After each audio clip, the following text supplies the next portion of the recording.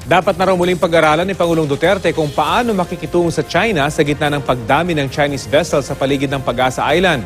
Balitang hatid ni Mav Gonzalez.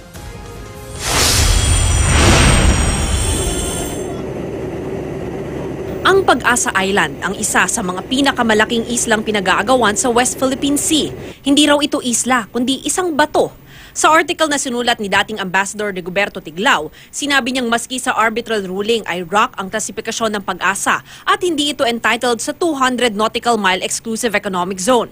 Ayon kay Attorney J. Batong Bakal, Director ng UP Institute for Maritime Affairs and Law of the Sea, walang iizi ang Pag-asa Island dahil sa Republic Act 9522 o Archipelagic Baselines Law.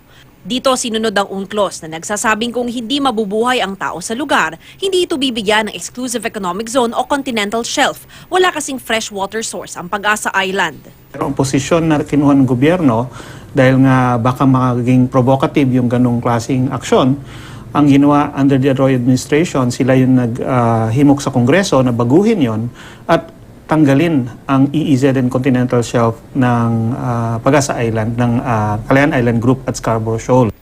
Ngayon, meron na lamang 12 nautical mile territorial sea ang Pilipinas sa Pag-asa Island. Nakaugat ang pag-angkin natin sa Pag-asa Island sa PD 1596, kung saan idineklara ni dating Pangulong Ferdinand Marcos na munisipalidad ng Palawan ang Kalayaan. May mga Pinoy ring nakatira rito mula 1970s. Makakapaglayag pa rin sa teritoryo natin sa West Philippine Sea ang mga barko ng ibang bansa dahil sa freedom of navigation. Sa loob ng 12 nautical mile territorial sea, pwede silang dumaan sa pamamagitan ng Innocent Passage. Pero hindi pwedeng tumenga, lalo na ang dayuhang mangingisda.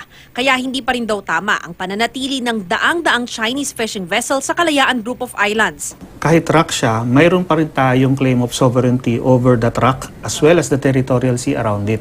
Lahat ng foreign fishing vessels sa loob ng area na yan, sa loob ng 12 nautical miles ng Pag-asa, puro illegal. Nag-illegal fishing yan.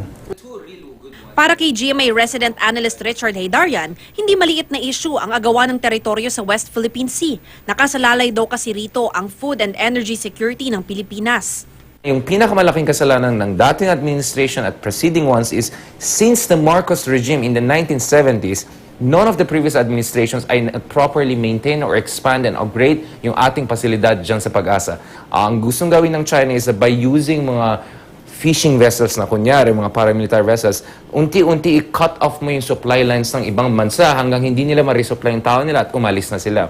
That's why you need very advanced facilities that can support and can defend yung mga isla na yan. Baka panahon na rin daw para pag-isipan ni Pangulong Duterte ang mabuting pakikitungo niya sa China. Lalong lumala po yung sitwasyon dyan sa West Philippines. Ngayon po, nasa swarm yung buong Pag-asa ng 200 Chinese vessels. More than 650 sightings of Chinese vessels since January this year. At dyan sa Panatag Shoal, ilang beses po naharas yung ating fishermen. There is no evidence to suggest that yung, let's just say, friendly policy ni Pangulong Duterte towards China is creating concrete and sustainable benefits on the ground. If anything, is parang na-encourage lalong China to push the envelope at ma-dominate yung West Philippine Sea. So, this is the time for President Duterte to seriously rethink Philippines' policy towards China if he really cares about the Philippines.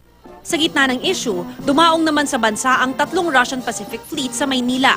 Bahagi ito ng 5 araw na goodwill visit ng Russian Navy sa Pilipinas at bahagi ng pagpapatatag ng relasyon ng dalawang bansa. Tuloy naman ang isinasagawang balikatan exercises ng Pilipinas at Amerika. Nitong Miyerkules, kasali rin ang Australian Forces sa mga aktibidad ng puwersa ng Pilipinas at Amerika sa isang lugar sa Pangi, Laguna. Bukod sa medical mission, tulong-tulong din sila sa pagtatayo ng isang eskwelahan.